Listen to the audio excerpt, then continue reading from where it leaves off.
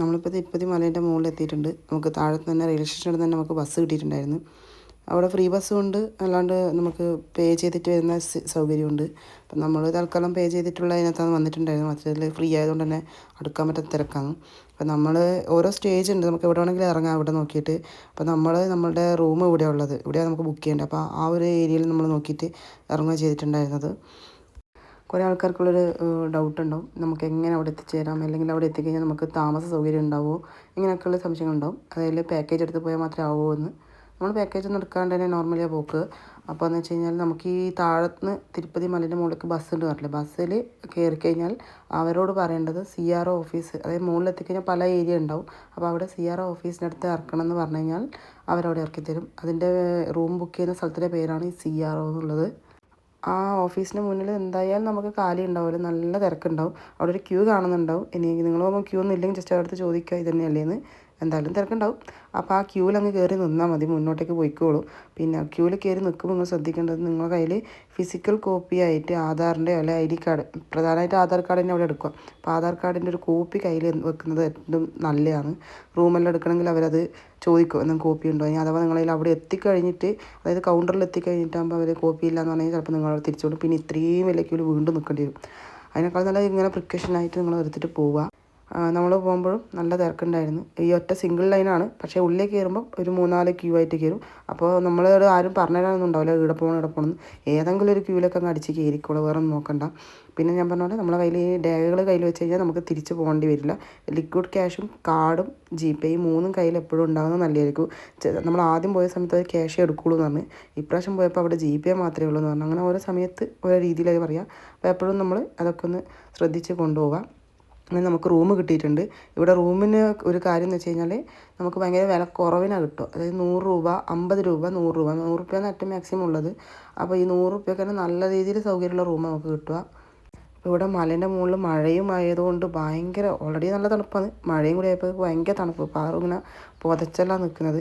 ഇനി നമുക്ക് നെക്സ്റ്റ് ഇനിയിപ്പോൾ റൂമിൻ്റെ ടിക്കറ്റ് കിട്ടിയല്ലോ, പക്ഷേ നമുക്ക് ഇപ്പോൾ തന്നെ റൂം കിട്ടില്ല. അതായത് നമുക്കൊരു ടൈമിംഗ് തന്നിട്ടുണ്ടോ, ആ ടൈമിംഗ് പ്രകാരം ആ ടോക്കൺ ഉണ്ടോ ആ ഒരു സ്ലിപ്പിൽ, ആ സ്ലിപ്പ് അവിടെ നമ്മൾ നേരത്തെ റൂം ബുക്ക് ചെയ്യാൻ പോയ സ്ഥലത്ത് അവിടെ ഒരു സ്ക്രീനിൽ കാണിക്കും, ഇപ്പോൾ ഏത് റൂമായിട്ടുള്ള ഏതാ ടോക്കൺ വിളിക്കുന്നതെന്നുള്ള രീതിയിൽ കാണിക്കും. ആ സമയം നമുക്കൊരു ഏകദേശം സമയം പറയും. പിന്നെ നമ്മളെ ഫോണിലേക്കൊരു ടെക്സ്റ്റ് മെസ്സേജ് വരും. ആ മെസ്സേജ് വരുന്നവരെ വെയിറ്റ് ചെയ്യുക. മെസ്സേജ് വന്നാൽ ഉടനെ നമ്മളവിടെ കൊണ്ടുപോയി കാണിക്കുക, നമുക്ക് റൂം അലോട്ടാവും. അതുകൊണ്ട് നമ്മൾ അതുവരെ വെയിറ്റ് ചെയ്യുക. കുറച്ച് നേരം നമുക്ക് എന്തായാലും നമ്മളിതായില്ല. അപ്പോൾ ഒരു ചായ കുടിക്കാൻ വെച്ച് വെയിറ്റ് ചെയ്ത് നിൽക്കുമ്പോൾ ഇവിടെ ഞാൻ പറഞ്ഞു നമ്മളെപ്പോലത്തെ ആൾക്കാരെ പറ്റിക്കാൻ, പ്രത്യേകിച്ച് മലയാളികളെ അടുത്താകുമ്പോൾ ഒരുപാട് പൈസ ഉണ്ടെന്നുള്ള രീതിയിൽ നമ്മളെ പറ്റിക്കാൻ കുറേ ആൾക്കാരുണ്ടാവും. അപ്പോൾ മമ്മി പോയിട്ട് ചായ ചോദിച്ചപ്പോൾ അവർ ഒരു ചായക്ക് മമ്മി പോയി ചോദിച്ചപ്പോഴത്തേക്ക് ഒരു ചായക്ക് 40 രൂപ പറഞ്ഞിട്ടുണ്ടായിരുന്നത്. അത് വളരെ അതായത് വളരെ കുറച്ച് ക്വാണ്ടിറ്റി ഉണ്ടാവും. തമിഴ്നാട്ടിലെല്ലാം പോകുമ്പോൾ കാണുന്നില്ല അതുപോലെ തന്നെ. പക്ഷേങ്കിൽ 40 രൂപ എന്ന് പറയുമ്പോൾ നമുക്കെന്നെ വിശ്വസിക്കാൻ പറ്റുന്നില്ല ഒരു ചായക്ക്. എന്നിട്ട് നോക്കി മമ്മിക്ക് തെലുങ്ക് അറിയുന്നതുകൊണ്ട് മമ്മി തൊട്ടടുത്ത് കുടിക്കുന്ന ആൾക്കാർ ചോദിച്ചത് ചായക്ക് എത്ര വില നിങ്ങളടുത്ത് വാങ്ങിച്ചു ചോദിച്ചു. 10 രൂപ എന്നാണ്. അപ്പം പറഞ്ഞു മമ്മി പറഞ്ഞു നമുക്ക് മാത്രം എന്താണ് 40 രൂപ, 40 അല്ലല്ലോ 10 ആണെന്ന് അവർ പറഞ്ഞു. പിന്നെ മമ്മി അവിടെ സംസാരിച്ച് അവരും അതിനകത്ത് ഇടപെട്ട് ലാസ്റ്റ് നമുക്ക് 10 രൂപയ്ക്ക് തന്നെ ചായ കിട്ടി. അതുകൊണ്ട് ഞാൻ പറഞ്ഞതെന്ന് വെച്ചാൽ നമ്മൾ മലയാളികളെല്ലാം പോകുമ്പോൾ നമ്മളിങ്ങനെ ഒറ്റയടിക്ക് ഒരു പറ്റിക്കും, പൈസ കൂട്ടി പറയും, പല കാര്യങ്ങൾക്കും നമ്മളെ പറ്റിച്ചുകൊണ്ടേയിരിക്കും. അപ്പോൾ അതിനകത്തെല്ലാം ഒന്ന് ശ്രദ്ധിക്കുക. പിന്നെ ഇവിടെ പറയുകയാണെങ്കിൽ ഫുഡ്, അതായത് അമ്പലത്തിൻ്റെ വക ഫുഡുണ്ട്. രാവിലത്തെ ഉച്ചക്കത്തെ രാത്രിത്തെ എല്ലാം ഭക്ഷണമുണ്ട്. നമ്മൾ പിന്നെ അവിടെ വെയിറ്റ് ചെയ്തിട്ടില്ല, നമ്മൾ ഒരു ഹോട്ടലിൽ കയറി ഭക്ഷണം കഴിക്കാനിരുന്ന്. ഭക്ഷണം നല്ല ടേസ്റ്റാണ്, അതിനനുസരിച്ചിട്ടുള്ള പൈസയും ഉണ്ട്. ഇവിടെ ബിസിനസ് മാത്രമേ നോക്കൂ, വൃത്തി കാര്യങ്ങൾ നോക്കിയിട്ടൊന്നും ഒരു കാര്യമില്ല. അത് നമുക്ക് നോക്കിപ്പോയാൽ കിട്ടുമില്ല. ഈ മസാല ദോശയെല്ലാം അവിടെ നമ്മൾ കയറുമ്പോൾ പുറത്ത് തന്നെ ഉണ്ടാക്കുന്നത്, കാണാൻ നല്ല രസമുണ്ടായിരുന്നു. പിന്നെ കാണുന്നില്ല, ഞാൻ പറഞ്ഞില്ല വൃത്തിൻ്റെ കാര്യത്തിൽ കൈ കൊണ്ട് തന്നെ അവരെടുത്തിട്ടെല്ലാം ആക്കിക്കുന്നത്, ആ കൈ തന്നെ വെച്ചിട്ട് ജസ്റ്റ് അടുത്ത പരിപാടി ചെയ്യുന്നത്. അങ്ങനെ നമുക്ക് ഫോണിൽ മെസ്സേജ് വന്നതിന് ശേഷം നമ്മൾ നേരത്തെ ക്യൂവിൽ നിന്ന അതേ ഏരിയയിലൊക്കെ വന്നിട്ട് അവിടെ ഒരു സ്ക്രീൻ ഉണ്ട് പറഞ്ഞില്ലേ, അവിടെ നമ്മളുടെ നമ്പർ ഇപ്പോൾ എഴുതി കാണിക്കും. അപ്പോൾ ആ ടൈം വേണം നമ്മൾ പോകാൻ വേണ്ടിയിട്ട്, ഏത് ഭാഗത്താണെന്ന് കാണിക്കും, ഇതാണ്. അപ്പോൾ ആ ഒരു ഏരിയ എവിടെയാണെന്ന് നമ്മൾ നോക്കിയിട്ട് അവിടത്തേക്ക് പോയി കഴിഞ്ഞാൽ നമ്മുടെ റൂമിൻ്റെ ചാവി അവിടെയുള്ള ഒരു കൗണ്ടറിലാണ് ചോദിച്ചാലാണ് കിട്ടുക. ഫസ്റ്റ് ടൈം പോകുന്നവർ ടെൻഷൻ അടിക്കേണ്ട കാര്യമൊന്നുമില്ല. അങ്ങനെ അവിടെ സ്ക്രീനിൽ ഇങ്ങനെ എഴുതി കാണിക്കുമ്പം നിങ്ങൾക്ക് ഹിന്ദി അല്ലെങ്കിൽ തമിഴ് അല്ലെങ്കിൽ ഇംഗ്ലീഷ് ഏതെങ്കിലും ഒരു ഭാഷ യൂസ് ചെയ്തിട്ട് അവിടെ ഡീറ്റെയിൽസ് ചോദിക്കുക. അതായത് അത് ഏത് ഭാഗത്തേക്കാണ്, ഇത് ഏക്കർ കണക്കിന് ഇങ്ങനെ നിൽക്കുന്ന സ്ഥലമാണ്. അപ്പോൾ ഓരോ ഏരിയയിലാണ് പോകേണ്ടത്. അപ്പോൾ നമ്മൾക്ക് വന്നിട്ടുള്ള ഏരിയയിലേക്ക് നമ്മളിങ്ങനെ നമുക്ക് അറിയുന്നതുകൊണ്ട് നമ്മൾ അങ്ങോട്ടേക്ക് നടന്നു പോകുന്നത്. അപ്പോൾ അവിടെ പോയി കഴിഞ്ഞാലാണ് നമ്മുടെ റൂമിൻ്റെ ചാവി, ഇനി അവിടെ പോയി കഴിയുമ്പോൾ അവർ ബാക്കി പറയും ചാവി ഇവിടെ നിന്ന് കിട്ടുന്നുള്ളത്. അപ്പോൾ അതിന് വേണ്ടിയിട്ട് നമ്മൾ പോകുന്നത്. ഓരോന്നിനും ഓരോ കൗണ്ടറാണ് ഉള്ളത്. അങ്ങനെ പാറു അജയാറിന് മുന്നിലേക്ക് നടന്നു പോകുന്നുണ്ട്. അവിടെ ദൂരത്ത് കാണുന്ന HVC കല്യാണക്കട്ട എന്ന് പറഞ്ഞാൽ ഇവിടെ കല്യാണം നടക്കുന്ന ആ സ്ഥലത്തിൻ്റെ പേരാണത്. അപ്പം നമ്മളങ്ങനെ നമ്മളെ കൗണ്ടറിലേക്ക് എത്തി. ഇനി നമുക്ക് ഇവിടുന്ന് ചാവി കിട്ടും റൂമിൻ്റെ. ആ ചാവി മേടിച്ച് റൂമിലേക്ക് ഇനി വിടുക. അതാണ് നമുക്ക് നെക്സ്റ്റ് ഇനി വരുന്നത്. ഇവിടുന്ന് ചാവി മേടിക്കുന്ന സമയത്ത് നമ്മളോട് ഒരു 500 റുപ്യ എക്സ്ട്രാ അടക്കാൻ വേണ്ടി പറയും, അഡ്വാൻസ് പറഞ്ഞിട്ട്. അവിടെ നമ്മൾ നേരത്തെ 100 രൂപയല്ലേ കൊടുത്തിട്ടുണ്ടായിരുന്നത്. അപ്പോൾ ഇവിടെ 500 രൂപ കൊടുക്കാൻ പറയും. സ്ലിപ്പും ഉണ്ടാവും. അപ്പോൾ നമുക്ക് അത് തിരിച്ച് നമ്മൾ പോകുമ്പോൾ ചാവി ഇവിടെ ഏൽപ്പിക്കുമ്പോൾ നമുക്ക് നമ്മുടെ അക്കൗണ്ടിലേക്ക് കയറും 500 രൂപ. ഒരു അഡ്വാൻസ് ആയിട്ട് മേടിക്കുന്നവർ. അപ്പോൾ നമുക്ക് ഇവിടെ നിന്നാണ് നമ്മളുടെ റൂം, നമ്മളുടെ കോട്ടേജസ് വരുന്നത്. ഇവിടെ നടക്കേണ്ട ദൂരമേ ഉള്ളൂ. അപ്പോൾ ഓരോ ഏരിയയിലേക്ക് ഓരോ കോട്ടേജസ് ആണ്, നമ്പർ ഉണ്ടാവും. അത് നോക്കിയിട്ട് നമ്മൾ പോയാൽ മതി. നമ്മൾ വിചാരിക്കാത്തൊരു ക്ലൈമറ്റ് ആയിപ്പോയി ശരിക്കും പറഞ്ഞാൽ. ഒന്നാമത് മലേൻ്റെ മുകളിൽ എപ്പോഴും തണുപ്പുണ്ടാവും, അത് സഹിക്കാൻ പറ്റുന്നത്. പക്ഷേ ഇപ്പോൾ മഴയും കൂടി ആയതുകൊണ്ട് ഭയങ്കര തണുപ്പ്. ഇതാണ് ഇങ്ങനെ കോട്ടേജസ് ഉണ്ടാവും. ഇപ്പോൾ പാറു നിൽക്കുന്നത് അതാണ് നമ്മളെ കോട്ടേജ്. അതിൻ്റെ മുകളിലത്തെ റൂം, വലത്തെ റൂമാണ് നമുക്ക് അലോട്ട് ചെയ്തിട്ടുള്ളത്. നമ്മളെ റൂമിലേക്ക് നമ്മളങ്ങനെ എത്തിയിട്ടുണ്ട്. പിന്നെ നിങ്ങളോട് ഞാൻ ഓൾറെഡി പറഞ്ഞ പോലെ തന്നെ ഇവിടെ എല്ലാത്തിനും നമ്മുടെ അടുത്ത് നിന്ന് പൈസ പിരിക്കാൻ വേണ്ടി വരും. ഇപ്പോൾ റൂമിലേക്ക് അവർ വൃത്തിയാക്കി തരാൻ വരുന്നതാണെങ്കിൽ അത് അവരുടെ ഡ്യൂട്ടിയാണ്. പക്ഷേങ്കിൽ അവരെന്ത് ചെയ്യുക, അവർക്ക് പൈസ വേണമെന്ന് പറയും. പൈസ അറിയുകയാണെങ്കിൽ നമുക്ക് ഇഷ്ടമുള്ളൊരു 50 റുപ്യ 100 റുപ്യ കൊടുത്തു കഴിഞ്ഞാൽ അവർക്ക് പറ്റില്ല. അവരൊരു എമൗണ്ട് ഇങ്ങോട്ട് പറയും. അപ്പോൾ വരുന്ന രണ്ടാൾക്ക് നമ്മൾ കൊടുത്തേ പറ്റുള്ളൂ. ഇല്ലേ അവർ ഇങ്ങനെ നമ്മുടെ അടുത്ത് പോവില്ല, ഇങ്ങനെ പറഞ്ഞുകൊണ്ടേയിരിക്കും. അപ്പോൾ അത് നിങ്ങളുടെ ഇഷ്ടമാണ്, കൊടുക്കണോ വേണ്ടേ എന്നുള്ളത് അവരുടെ സർവീസിനനുസരിച്ച്. ഇവിടെ റൂമോ കാര്യങ്ങളൊന്നും വൃത്തിയാക്കിയിട്ട് പോലും ഇല്ല, എന്നിട്ടും പൈസ ചോദിക്കുന്നതാണ്. അപ്പോൾ നമ്മൾ 100 രൂപ കൊടുത്തപ്പോൾ അവർക്ക് 100 രൂപ പോരാ, അവർക്ക് 500 രൂപ വേണമെന്ന് പറഞ്ഞിട്ടാണ് നിൽക്കുന്നുണ്ടായിരുന്നത്. അപ്പോൾ മമ്മി പറഞ്ഞിട്ടുണ്ടായിരുന്നത്, അങ്ങനെ മമ്മിക്ക് തെലുങ്ക് അറിയുന്നതുകൊണ്ട് മമ്മി തെലുങ്ക് ഭാഷയിൽ പറഞ്ഞ് മനസ്സിലാക്കി വിട്ട്. ഇനിയിപ്പോൾ അമ്പലത്തിലേക്ക് കുറച്ച് ദൂരമുണ്ട്, നടക്കേണ്ട ദൂരമാണ്, ഒരു 1.5 കിലോമീറ്ററൊക്കെ ഉണ്ട്.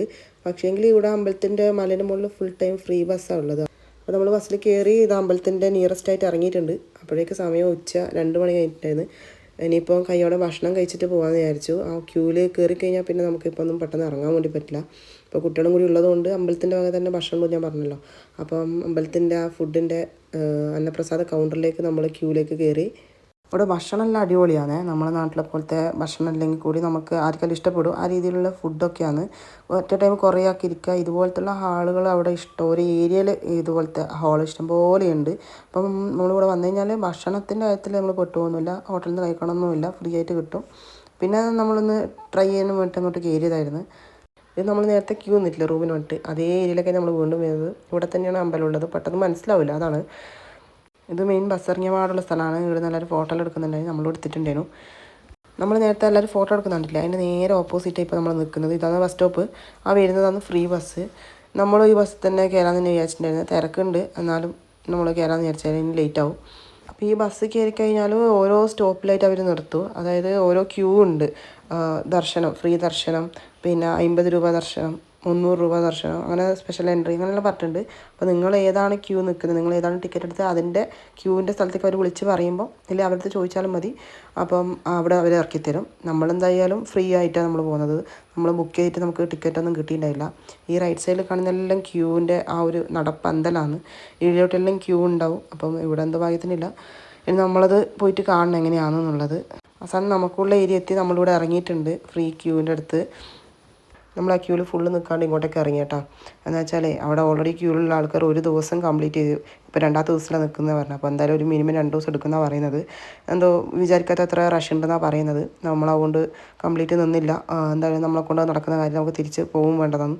അതുകൊണ്ട് നമുക്കതൊരു ബുദ്ധിമുട്ടായിട്ടില്ല. അതായത് നമുക്ക് കാണാൻ പറ്റിയില്ല എന്നുള്ള വിഷമമില്ല. നമുക്ക് അടുത്ത കൊല്ലമായാലും നമുക്ക് പോകാവുന്നതേ ഉള്ളൂ. നമ്മൾ കൊല്ലം വരുന്നത് കൊണ്ട് നമുക്ക് അതൊരു ബുദ്ധിമുട്ടായിട്ട് തോന്നിയിട്ടില്ല. അങ്ങനെ ഞാനും മമ്മി നേരെ റൂമിലേക്ക് പോയി കുറച്ച് നേരം അവിടെ കടന്ന് വൈകുന്നേരം ഒന്ന് പുറത്തേക്ക് ഇറങ്ങാമെന്ന് വെച്ചാൽ ഇവിടെ ചുറ്റി കാണുകയും ചെയ്യാമല്ലോ, അതങ്ങനെ നടക്കുമല്ലോ എന്ന് വെച്ചിട്ട് നമ്മളങ്ങനെ ഇറങ്ങിയതാണ്. അടിപൊളിയായിട്ട് കോട ഇറങ്ങി, ആ മഴ പോയിട്ടുണ്ടായിരുന്നു. പക്ഷേ ഇങ്ങനെ കോട ഇറങ്ങി വരുന്ന കാണാൻ എന്താ രസം. നമ്മളിങ്ങനെ സിനിമയിലെല്ലാം കാണുന്ന പോലത്തെ അത് നമുക്ക് നേരിട്ട് നല്ല രസമുണ്ടായിരുന്നു. മൊത്തത്തിൽ പറയുകയാണെങ്കിൽ നല്ല ക്ലൈമറ്റ്. പിന്നെ ഇങ്ങനെ അന്നപ്രസാദം കൗണ്ടർ, ചെറിയ കൗണ്ടറുകൾ നമ്മൾ നടക്കുന്ന ഏരിയയിലെല്ലാം കാണും കേട്ടോ. അപ്പോൾ നമുക്കിപ്പോൾ എനിക്ക് വിശക്കുന്നതാണെന്നുണ്ടെങ്കിൽ നമുക്ക് അവിടെ പോവാം, ഫ്രീ ആയിട്ട് ഭക്ഷണം തരും. അവരുടെ സൈഡിലൊരു മസാല കൂട്ടാണ്, ഒരു ചോറും ഇതെല്ലാം ഉപ്മാവെല്ലാം പോലെ ആയിട്ടുള്ളത്. അതിന് നമുക്ക് വേണം പോയി കഴിക്കാം. അങ്ങനെ പേയ്മെൻറ്റോ കാര്യങ്ങളൊന്നുമില്ല. അപ്പോൾ പാറുവിന് വിശക്കുന്നതെന്ന് പറഞ്ഞതുകൊണ്ട് ഒരെണ്ണം ആ ചേട്ടൻ വാങ്ങിയിട്ട് വന്ന് നമ്മൾ കഴിച്ച് നോക്കി. അതായത് സാമ്പാർ കുഴച്ചിട്ടുണ്ടാകുന്ന ചോറുണ്ടാവില്ല, ആ രീതിയിലുള്ളത് കഴിക്കാനൊക്കെ പറ്റുന്നുണ്ട്. ടേസ്റ്റ് അത്യാവശ്യം കൊള്ളാം.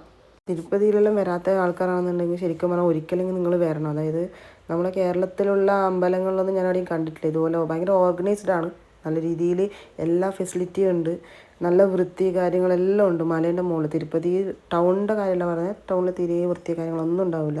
പക്ഷേ ഈ മലേൻ്റെ മുകളിലെത്തി കഴിഞ്ഞ് കഴിഞ്ഞാൽ നിങ്ങൾക്ക് നല്ല വെള്ളം എല്ലാം കൊണ്ട് നല്ല അടിപൊളിയാണെന്ന് പറയാം. അപ്പോൾ ഒരിക്കലെങ്കിലും നിങ്ങളെല്ലാവരും വന്നത് കാണേണ്ട ഒരു സ്ഥലമാണ് ശരിക്കും പറയുകയാണെങ്കിൽ. നിങ്ങളുടെ ബക്കറ്റ് ലിസ്റ്റിൽ വെക്കേണ്ട സ്ഥലമാണ്.